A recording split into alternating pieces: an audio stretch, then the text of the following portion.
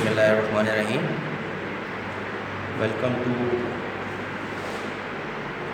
video lecture of physics for grade 8.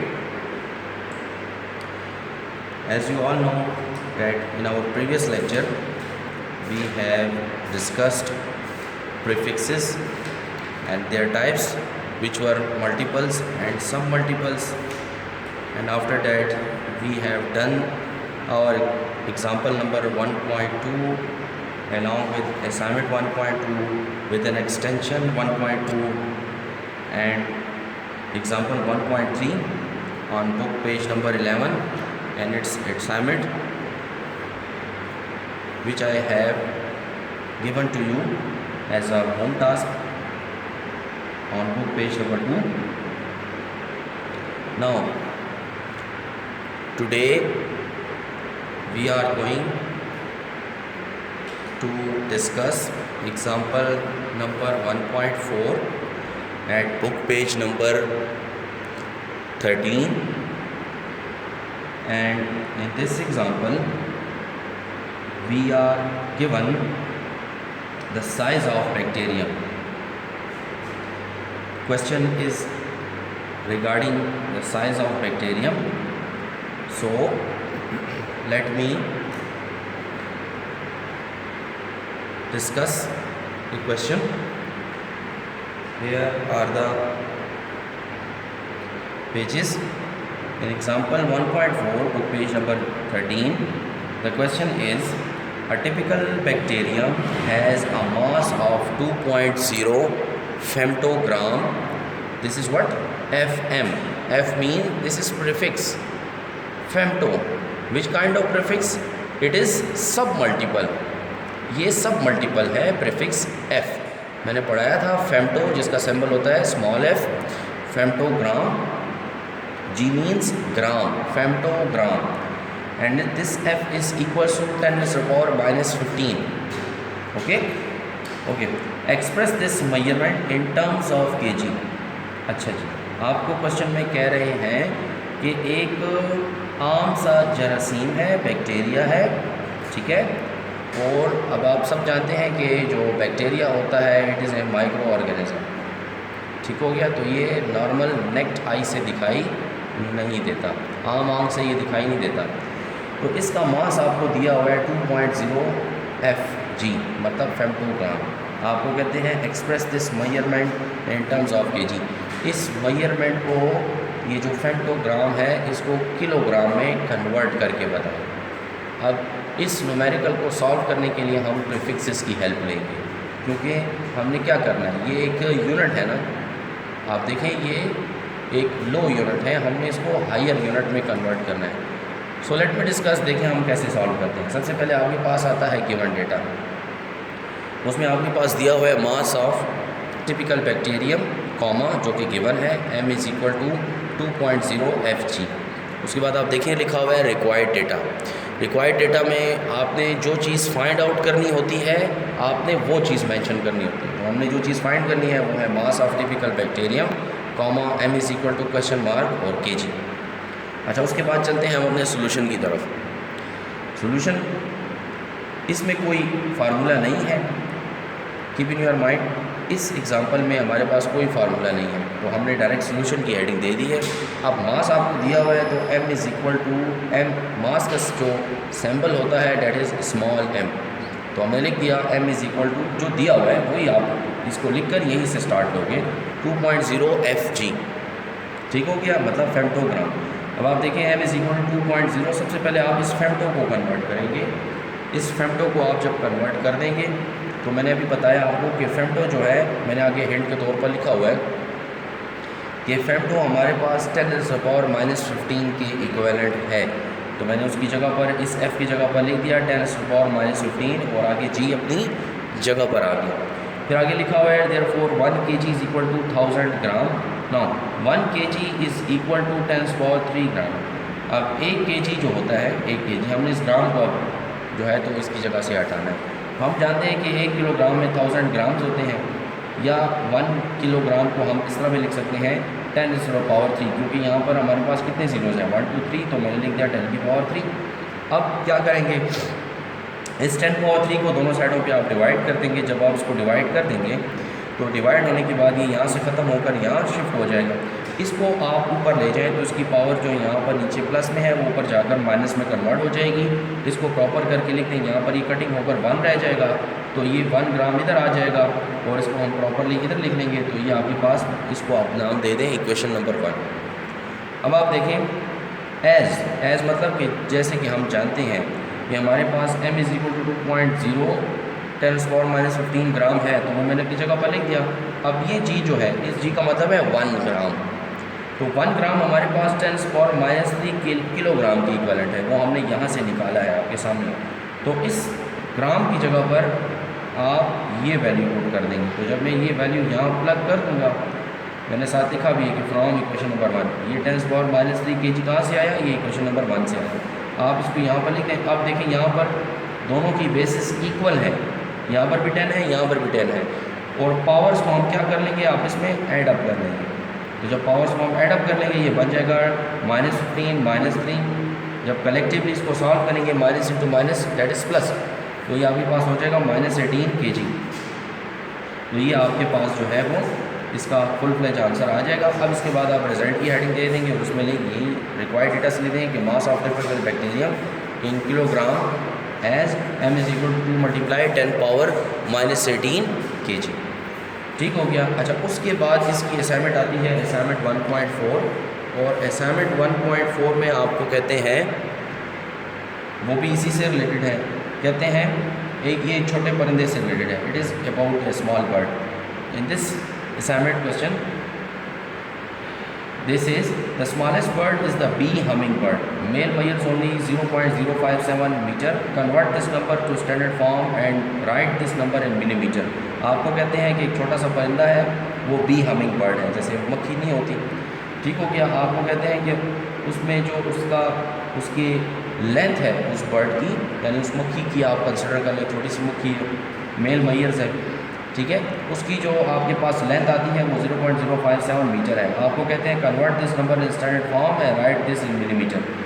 इसमें आपने 2 काम करने हैं। एक काम तो ये करना है, आपने इसको स्टैंडर्ड फॉर्म में कन्वर्ट करना है। अब ये बहुत आसान है, ये आपने स्टैंडर्ड फॉर्म में कन्वर्ट करना है, तो आप इसको एग्जाम्पल 1.3 या असाइनमेंट 1.3 की हेल्प से कन्वर्ट करेंगे।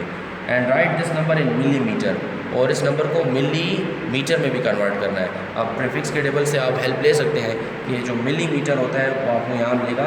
It is basically decimal multiplier, यानी मल्टीपल है। आप देखें कि जो मिली होता है, मिली इज़ इक्वल्स टू 10⁻³ यहाँ पर आपको दिखाई दे रहा है, जो मैंने पिक्चर शेयर की थी वहाँ से भी आपको मिल जाएगा। मिली इज़ इक्वल टू 10⁻³ और इसका सिंबल होता है स्मॉल m, और मीटर के लिए आप स्मॉल m लगा देंगे।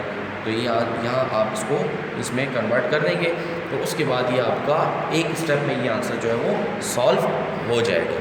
ठीक हो गया। अच्छा, उसके बाद हम एग्जांपल 1.5 की तरफ चलते हैं। इसमें आपको कहते हैं कि the distance from Peshawar to Lahore through motorways 489 kilometre, convert this number to megametre. Peshawar से लाहौर तक बजरिया मोटरवे रास्ता जो है वो 489 किलोमीटर है, इसको मेगामीटर में कन्वर्ट करके बताएं। अब किलोमीटर याद रखिए छोटा नंबर है, और मेगामीटर जो है जैसे मैंने बताया कि मेगामीटर जो है वो हमारे पास एक बड़ा नंबर होता है। तो हम क्या करेंगे, हम लिख देंगे distance from Peshawar to Lahore comma S is equal to 489 kilometre. Required data में लिखा हुआ है distance from Peshawar to Lahore comma, distance का सिंबल होता है स्मॉल एस, आगे लगाकर हम लिख देंगे क्वेश्चन मार्क। उसके बाद सोल्यूशन की तरफ जाएंगे, चूँकि इसमें भी हमारे पास कोई फार्मूला नहीं है। S is equal to 489 kilometre, then S is equal to 489 multiply 10⁻³ metre. तो जो किलो है, किलो की जगह पर मैंने लिख दिया 10⁻³ क्योंकि किलो हमारे पास 10⁻³ के इक्वल होता है, इट इज़ प्रीफिक्स। अब 1 मेगामीटर जो होता है वो 10⁻⁶ मीटर के इक्वल होता है। तो 1 megametre is equal to 10⁻⁶ metre. Now divide both side by 10⁻⁶। इस 10⁻⁶ को दोनों साइडों पर डिवाइड कर दें। डिवाइड करने से कैंसिल होकर आपके पास रह जाएगा 1 metre is equal to 10⁻⁶ metre -6 megametre. अब इस इक्वेशन में जो आपके पास मीटर है इसकी जगह पर इसकी वैल्यू पुट कर देंगे। उसी तरीके से S equal to 489 multiply 10⁻³ metre, इस m की जगह पर आप जो है वो 10⁻⁻⁶ पुट कर देंगे। जब आप ये पुट कर देंगे यहाँ पर, तो ये आपके पास बन जाएगा 489 मल्टीप्लाई, दोनों की बेसिस बराबर हैं तो +3 -6, इसको सॉल्व करने से आपके पास रह जाएगा -3, और आगे मेगामीटर मेगामीटर चलता जाएगा। अब इस 10 पावर -3 है, जब ये डिवाइड में जाएगी तो ये पावर आपके पास प्लस में हो जाएगी, मैंने आगे लिखा हुआ है। अब 10 पावर +3 का मतलब होता है कि 3 जीरो हैं, तो 489 को आप 1000 में जब डिवाइड करें तो ये आपके पास आ जाएगा S = 0.489 किलोमीटर। तो इसके बाद आप इसका रिजल्ट लिख देंगे कि 489 किलोमीटर इज़ इक्वल टू 0.489 मेगामीटर। उसके बाद इसकी असाइनमेंट की तरफ चलते हैं, डेट इज़ 1.5। वो भी आपको बुक पेज नंबर 14 के ऊपर जो है इसकी असाइनमेंट मिल जाएगी। उसमें आपको कहते हैं calculate the distance from Peshawar to Lahore in millimetre. यही सेम टू सेम इसी तरह से है, फ़र्क सिर्फ इतना है कि वहाँ पर हमने किलोमीटर को मेगामीटर में कन्वर्ट किया, ठीक है। और यहाँ पर आपको कहते हैं असाइनमेंट में कि पेशावर से लाहौर तक का जो डिस्टेंस है उसको मिलीमीटर में कन्वर्ट करें। पहले हमने किलोमीटर को मेगामीटर में कन्वर्ट किया है, अब किलोमीटर को आपने मिलीमीटर में कन्वर्ट करना है। तो याद रखें मिली जो है वो छोटा यूनिट है, 10⁻³ है, ठीक हो गया। तो आप 10⁻+6 की बजाय 10⁻−3 लगा देंगे और बिल्कुल इसी तरह से एग्जाम्पल 1.5 की तरह जब आप स्टेप बाय स्टेप इसको सॉल्व करेंगे तो ये ऑटोमेटिकली आपका ये सॉल्व हो जाएगा, ठीक हो गया। लेकिन कीप इन योर माइंड यहाँ पर हमने डिवाइड किया है, ठीक है, लेकिन यहाँ पर जो असाइनमेंट है, असाइनमेंट के केस में हम इसको मल्टीप्लाई करेंगे, क्योंकि असाइनमेंट के केस में हमारे पास ये छोटा यूनिट है, क्लियर। अच्छा जी, उसके बाद हम चलते हैं अपने मेजरिंग इंस्ट्रूमेंट की तरफ, जो कि बुक पेज नंबर 14 के ऊपर है। अब यहाँ पर आपको जो है ये आपका नया टॉपिक है बुक पेज नंबर 14 के ऊपर, मेजरिंग इंस्ट्रूमेंट। मेजरिंग इंस्ट्रूमेंट को मैं थोड़ा सा डिफाइन कर देता हूँ कि what do you mean by measuring instrument. Measuring instrument it is actually the device which is used for measurement of physical quantities are known as measuring instrument. That या इस तरह भी आप कह सकते हैं कि the device which is used to measure physical quantity, any physical quantity, it is known as measuring instrument. Now we have 5 types of measuring instrument in your course. The first one is meter rule, second one is vernier caliper, third one is screw gauge, fourth one is stopwatch and last one is measuring cylinder. And इसके अलावा भी एक और है that is ये आपके पास last आता है मेजरिंग सिलेंडर। अब अगर हम अपनी एवरीडे लाइफ में देखें तो इस तरह से हमारे पास और भी बहुत सारे मेजरिंग सिलेंडर्स या मेजरिंग इंस्ट्रूमेंट्स आते हैं, लेकिन आपके कोर्स में आपके इस फर्स्ट चैप्टर में सिर्फ ये 5 हैं, तो हम इन 5 को 1 बाय 1 जो है वो डिस्कस करेंगे। तो इसमें सबसे पहले आपके पास आ जाता है metre rule. Yes, this one is metre rule. अच्छा, मीटर रूल क्या होता है? मीटर रूल इज़ नथिंग, ये एग्जैक्ट वही चीज़ है जो हम अपनी एवरीडे लाइफ में इसको लाइन लगाने के लिए या कोई मेजरमेंट लेने के लिए जो है वो इस्तेमाल करते हैं, और इस चीज़ का नाम है मीटर रूल। मैं इसकी डिफिनेशन बता देता हूँ, आपको दिखाई दे रहा होगा। It is an instrument use to measure the length of the object और the distance between the 2 points. क्या है जो हम आम ज़बान में रूलर कहते हैं या फुट कहते हैं या स्केल कहते हैं, इसी चीज़ का नाम है मीटर रूल। फिज़िक्स की ज़बान में इसको मीटर रूल कहा जाता है। मीटर रूल क्या है? ये हमारे पास एक इंस्ट्रूमेंट है, एक डिवाइस है, जिसको हम किसी भी लेंथ को मेजर करने के लिए, यानी कोई लाइन आपने लगाई हुई है, इस लाइन को मेजर करने के लिए, या फिर 2 पॉइंट्स के दरमियान में, यानी मिसाल के तौर पर एक ये पॉइंट है, इसको आप ए पॉइंट कह दें, और एक ये पॉइंट है, इसको आप बी पॉइंट कह दें। इन 2 पॉइंट्स के दरमियान में जो लेंथ है, इसको मेजर करने के लिए हम जिस डिवाइस का यूज़ करते हैं, डेट इज़ मीटर रूल। अब यहाँ पर आपको मैं इसका एक एविएट बता देता हूँ। यस, ये देखें, आप सबको दिखाई दे रहा होगा फुट। इस फुट को हम क्या कहते हैं? मीटर रूल कहते हैं। जो हम लैब्स में मीटर रूल यूज़ करते हैं, उसकी जो लेंथ होती है वो इस ऑर्डिनरी मीटर रूल से थोड़ी सी ज़्यादा होती है, ठीक हो गया। लेकिन एज अ आइडिया मैं आपको जो है यहाँ पे बता रहा हूँ, this is your metre rule. अच्छा, अब इस मीटर रूल में हमारे पास जो है वो एक एरर आता है, एक गलती की गुंजाइश होती है, और उस एरर को हम अब देखेंगे कि वो एरर कैसा होता है। यानी मैंने आपको यहाँ पर ये बताया है, मैं इसको भी डिस्कस कर देता हूँ।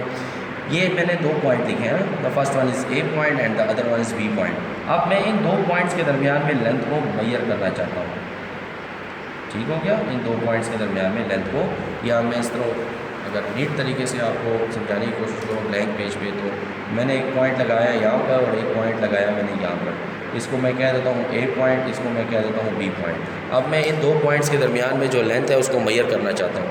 तो आप क्या करेंगे? आप इस 0 पॉइंट के ऊपर इसको रख के और बी पॉइंट तक आप उसको चेक करेंगे। अब या अगर आपने लाइन लगाई है या 2 पॉइंट्स के दरमियान में लेंथ को मेजर कर रहे हैं, तो आप अगर इस लेंथ को यहाँ से फ्रॉम दिस वन साइड, इस साइड से आप देखेंगे तो ये आपको 1 डिवीज़न पीछे नज़र आएगा ये पॉइंट। अगर आप इसको इस साइड से देखेंगे तो ये भी आपको 1 डिवीज़न पीछे नज़र आएगा। एक करेक्ट मेजरमेंट लेने का तरीका क्या है कि आप इसको हमेशा ऊपर से, जैसे अब आपको स्क्रीन के ऊपर दिखाई दे रहा है, इस पॉइंट से आप इसको मेजर करेंगे तो आपको करेक्ट रीडिंग जो है वो दिखाई देगी। अगर आप इसको इस साइड से देखते हैं या फॉर एग्जांपल इस साइड से थोड़ा सा कर्व होकर देखते हैं तो फिर आपकी कैलकुलेशन में एरर आएगा और इस एरर का नाम है पैरेलैक्स एरर, जो कि यहाँ पर आपको दिखाई दे रहा होगा। मैंने एरोहेड्स के साथ भी शो किया हुआ है। यानी ये मेजरमेंट भी आपकी रॉन्ग है, ये मेजरमेंट भी आपकी रॉन्ग है। करेक्ट मेजरमेंट हमेशा ऊपर से ली जाती है और इस तरह से आपका जो एरर है, गलती है, वो नहीं आ सकती। और अगर आपने साइडों से ली है तो उसमें आपकी डिवीज़न में या आपकी कैलकुलेशन में गलती आ सकती है। इसका नाम है parallax error. So this was our today's topic. Hope you all will understand. Stay home, stay safe. अल्लाह हाफिज़।